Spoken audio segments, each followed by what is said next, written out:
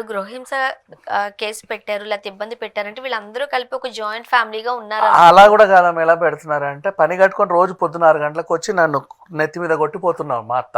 అది ఇబ్బందికరం కదా! సాయంత్రం మా మామయ్య వచ్చి నా కాలు ఇరగొట్టి వెళ్తుంటాడు. అంటే ఎవరికి వాళ్ళు సెపరేటెడ్ గా ఉంటున్నప్పుడు ఆ హెరాస్మెంట్ ఎట్లా ఉంటది? ఉంటది. వారానికి ఒకసారి హన్సిక వచ్చి నన్ను గోర్లతో రక్కేస్తుంది, సూదులతో గుచ్చుతుంది. ఫోనుల్లో ఏమైనా బెదిరిస్తున్నారంటే మనకు ఖచ్చితంగా చిచ్చి. అవన్నీ ఉంటాయి. ఎవిడెన్స్లు ఉంటాయి. ఉమ్. అదేం లేదు, ఊరికే విడిపోయే వాళ్ళు ఏంటంటే భరణం ఎక్స్పెక్ట్ చేసి ఇలాంటి కేసులన్నీ వేస్తూ ఉంటారు.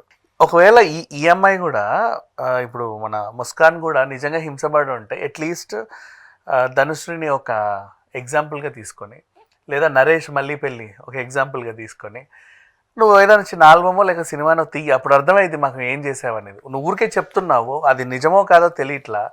ఆ పిల్లోడు మంచోడే, అండ్ మంచోడా చెడ్డోడా తర్వాత సంగతి. పెళ్ళైన సంవత్సరానికే నీ మీద పడి రక్కేసి జుట్టు పీకి కొట్టి ఏం చెయ్యరు, అంత ఇదే ఉండదు. So something was happened.